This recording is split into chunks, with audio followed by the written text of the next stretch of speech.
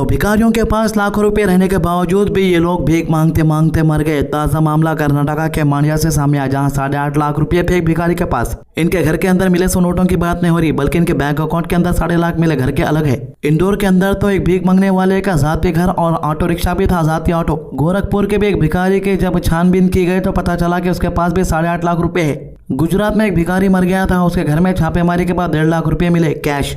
इसके अलावा हरियाणा में 10 साल से भीख मांगकर काट रहा था जिंदगी। मौत के बाद पता चला कि वो तो लाखों रुपए का मालिक था। केरला के अंदर तो एक भिखारी जो नोटा बंद हो गए, उसके कट्टों के कट्टे लेके बैंक पहुंच गया था एक्सचेंज कराने के वास्ते। मतलब कुछ भिखारियों को भीख मांगने की ऐसी आदत लग जाती है कि उनको जाती घर बनने के बाद भी भीख मांगना नहीं छोड़ता। खैर, कर्नाटका से जो ताजा मामला सामने आया, इसमें थोड़ा डिटेल्स में बात करेंगे। वीडियो शुरू करने से पहले आप सभी से रिक्वेस्ट है कि हमारे इस चैनल को सब्सक्राइब कर लीजिए। कर्नाटका के मांड्या से एक ऐसा वाकया सामने आया है जिसने पूरे इलाके के लोगों को हैरान कर दिया। एक 68 इयर्स का बुजुर्ग खातून जो अपनी पूरी जिंदगी भीख मांगकर गुजारा करती थी, इनके घर से लाखों रुपए कैश और हजारों सिक्के बरामद हुए। रिपोर्ट के मुताबिक इस खातून का नाम हूर था और ये मांड्या में एक किराए के मकान में अपनी बहन के साथ रहती थी। हूर की बहन का 2 साल पहले ही इंतकाल हो चुका था। दोनों बहनें शादीशुदा नहीं थी और हूर अपनी जिंदगी का ज्यादा हिस्सा भीख मांगकर जिंदगी गुजारती थी। बताया जा रहा है कि हूर की तबीयत उम्र से जुड़ी एक बीमारी की वजह से खराब थी और कल इनका इंतकाल हो गया। इनके इंतकाल के बाद जब इलाके के लोग इनके घर पहुंचे और घर का सामान देखना शुरू किया तो इन्हें यहाँ जो कुछ मिला इस पर किसी को यकीन नहीं हुआ। घर के अंदर 30 से ज्यादा बोरियां रखी हुई थी। इन बोरियों में बड़ी तादाद में सिक्के और करेंसी नोट भरे हुए थे। ज्यादातर नोट 10, 20 और 50 रुपए के थे। इसलिए बोल रहा हूँ कि मेरे को चिल्लर कहीं को नहीं मिल रहा आजकल बोल के। मतलब कि भाई अगर से अपन को अब चिल्लर होना 500 का तो भिखारियों के पास से मांग लेना पड़ता भाई। ऐसे टाइम दिख रहा, क्योंकि दुकाना वाले भी चिल्लर नहीं है बोल के बोल रहे, होटल वाले भी चिल्लर नहीं है बोल के बोल रहे। अब चिल्लर देखा तो कहाँ जा रहा पता लग जा रहा वीडियो देख के। खैर, मौके पर मौजूद लोगों ने इन पैसों को बाहर निकालना शुरू किया और फिर इनकी गिनती की गई। इस पूरे मंजर की वीडियोस भी सामने आई है जहां लोग जमीन पर बैठकर सिक्के और नोट गिन रहे थे। सबसे हैरानी की बात यह थी कि एक ऐसा खातून जो सालों से भीख मांगकर अपनी जिंदगी गुजार रही थी, इन्होंने इतनी बड़ी रकम जमा कर रखी थी, किसी को इस बात का अंदाजा तक नहीं था। कई सालों तक लोग हूर को इलाके में भीख मांगते हुए देखे गए। लोगों को लगता था कि इनकी जिंदगी बहुत सादी है और जो कुछ मिलता है ये रोजमर्रा की जरूरत में खर्च हो जाता है, लेकिन इनके घर के अंदर इतनी बड़ी रकम मौजूद थी। ये बात इनकी मौत के बाद ही सामने आई। अब ये न्यूज वायरल तो हो गई। ये न्यूज देखने के बाद कहीं चोरा भिखारियों के घर में चोरी करने चल जाएंगे। तो जब पूरी रकम की मुकम्मल गिनती हुई तो बताया गया कि रकम 8 लाख रुपए थी। तो 2 दावे यहाँ पर हो रहे। दावे ये हो रहे कि इनके घर में भी 8 लाख रुपए मिले और इनके बैंक अकाउंट में भी 8 लाख रुपए है।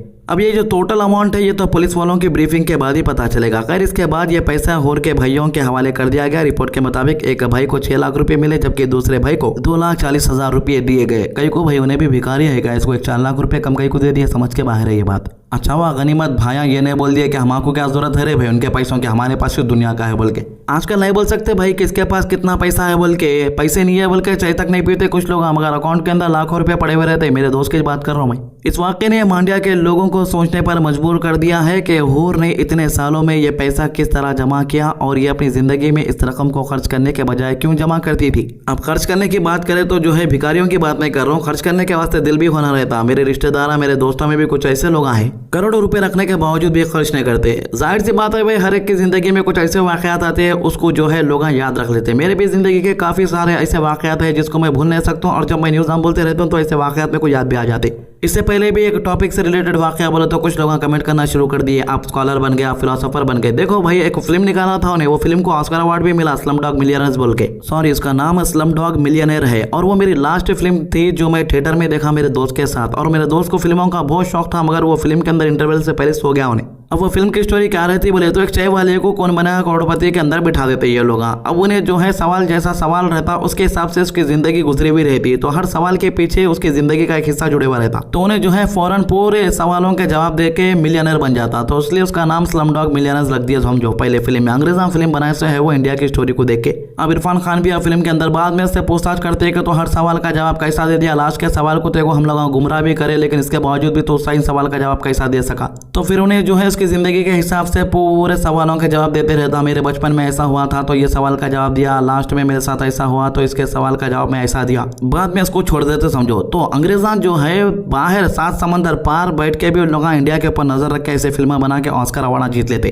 और अपने इंडिया के अंदर इतने इंडस्ट्रियां हैं, तेलुगु के है, तमिल के है, हिंदी के है, लेकिन ऑस्कर अवार्ड दूर दूर तक नहीं मिलता अपन को। कई को बोलते कॉपी पेस्ट ज्यादा हो जाता है यहाँ पर। तो खैर, ये जो भिखारी के टॉपिक पे बात हो रही थी कि पैसे रख के भी जो लोग इलाज नहीं करते। अब काफी लोग ये सोच रहे होंगे कि भाई भिखारी के पास इतने लाखों रुपए रहने के बावजूद ये अपनी सेहत का ख्याल कहीं को नहीं रखते। तो कोरोना में मेरे दोस्त के वालिद साहब का भी इंतकाल हो गया, मेरे दोस्त का भी इंतकाल हो गया। अब ऐसा नहीं था कि ये लोगों के पास पैसे नहीं थे, इनके अकाउंट में ऑलरेडी 80 लाख रुपए थे और इनको 60,000 रुपीज पेंशन भी आती थी, क्योंकि ये आर्मी के अंदर बड़े जनरल के पोजीशन पे रह के रिटायर हुए थे। तो इनके घर को जाते आते भी रहता था, साथ में हम लोग रनिंग करते थे, जॉगिंग करते थे, जिम को भी जाने का प्लान करते थे, साथ में जो है बहुत सा वक्त गुजारते थे। उन्हें IAS की तैयारी कर रहा था समझो मेरा दोस्त। अब उनके वालिद साहब का भी फुल सपोर्ट था, लेकिन अफसोस की बात ये थी कि वो लोग थोड़े कंजूस थे भाई। जब उनका कोरोना टेस्ट करे तो पॉजिटिव आया तो वो लोग प्राइवेट हॉस्पिटल में एडमिट होने के बजाय गवर्नमेंट हॉस्पिटल में चले गए। वहां पर ऑलरेडी बेड फुल हो गए थे, लेकिन कंजूसी जो इंसान के जिस्म के अंदर रहती है ये कभी भी नहीं छूटती समझो। तो उसकी वजह से वो लोग गवर्नमेंट को प्रेफर करे और गवर्नमेंट के अंदर एडमिट रखे, तो गवर्नमेंट हॉस्पिटल में सही ख्याल नहीं रख सके उनका। उसके बाद दोस्त के वालिद का इंतकाल हो गया। अब बताया मेरे को ये गया कि दोस्त के वालिद का इंतकाल होने के बाद वो बेचारा सदमे में हो गया। सदमे में होने के बाद उसके गाँव को चले गया, वहाँ पर टेंशन के अंदर उन्हें भी मर गया। अब उनकी अम्मी फ़ोन करके बोले कि बेटे का भी इंतकाल हो गया, बल्कि मैं बोला कि हिम्मत न को हारो बोल के। तो भाई बोलने का ये मकसद है कि जब अल्लाह ताला आपको इतना सारा दौलत दे रहा है, इतना सारा पैसे दे रहा है, तो उसको दिल भर के खर्चा करो भाई। अपनी सेहत का ख्याल करो, रिश्तेदारों का ख्याल करो, ज़कात दियो पैसों से। एक जना जो है पैसे आते कि एक बिल्डिंग बना दे रहा, ज़्यादा पैसे आते कि दूसरी बिल्डिंग बना रहा, तीसरी बिल्डिंग बना रहा। आप किराए आते जा रहे, इसके 10-15 बिल्डिंग है, फिर भी होटल में बैठ के कमा रहा ही नहीं। अब इन्हें खर्चा कर रहा ही नहीं भाई। अब नामा लेके नहीं बोल सकते ऐसे। आपको हैदराबाद के अंदर ही लाखों लोग मिल जाएंगे, आपको नाम भी लेने की जरूरत नहीं है। कई होटल वाले अरबपतियां हैं, कई दुकाना वाले अरबपतियां हैं, लेकिन फिर भी ये लोग दुकानों में कैश काउंटर पे बैठ के रहते। अल्लाह ताला ये लोगों को इतनी दौलत दे दिया कि अगर ये लोग बीच काम भी करना छोड़ दिया ना भाई, तो जो दौलत है लोगों की 7 पुश्ते घरों में बैठ के खा सकते, उतना पैसा है समझो। अब मेरे दोस्त का भी इंतकाल हो गया, उनके वालिद का भी इंतकाल हो गया। वो इतना सडन हुआ कि समझ भी नहीं आया कि ऐसा कैसा हो गया। अब लोग पूछते ना भाई, अरे भाई तुम्हारा दोस्त इतना साथ रहता था, तुम्हारे उठते बैठते थे, दोनों घूमते फिरते थे, ऐसा कैसा हो गया। अब बस्ती वालों को भी वही बोला कि मेरे को जो इन्फॉर्मेशन मालूम है वही मैं आप लोगों को बोला बोल के। तो भाई जाहिर सी बात है, मैं भी काफ़ी दिनों तक, काफ़ी महीनों तक समझो सदमे में था कि ऐसा कैसा हो गया बोल के। अब ये बात जो है मैं किसको भी शेयर भी नहीं करा भाई। तो मेरा कहने का मतलब ये है कि जब दौलत आपके पास आ जाती और इतनी दौलत आपके पास आ जाती है कि आप दूसरों की मदद कर सकते हैं, सबसे पहले हक किसका रहता? रिश्तेदारों का रहता। तो रिश्तेदारों की मदद करो।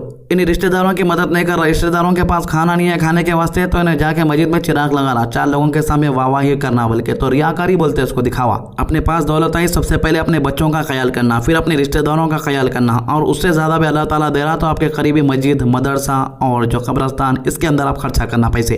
अब ये टॉपिक लंबा हो जा रहा भाई, तो टॉपिक को यहाँ स्टॉप कर देंगे, तो जो न्यूज़ है इसको कंटिन्यू कर लेंगे। तो इस वाक़े ने मांड्या के लोगों को सोचने पर मजबूर कर दिया है कि हूर ने इतने सालों में ये पैसे किस तरह जमा किए और ये अपनी ज़िंदगी में इस रकम को खर्च करने के बजाय क्यों जमा करती रही। ज़रा सोचिए, 10, 20 रुपये, 50 रुपये जैसे छोटे नोट और सिक्के अगर रोज़ाना जमा किए जाए तो सालों के बाद ये कितनी बड़ी रकम बन सकती है। हूर के घर से मिले 30 से ज़्यादा बोरियां इसी बात का सबूत है।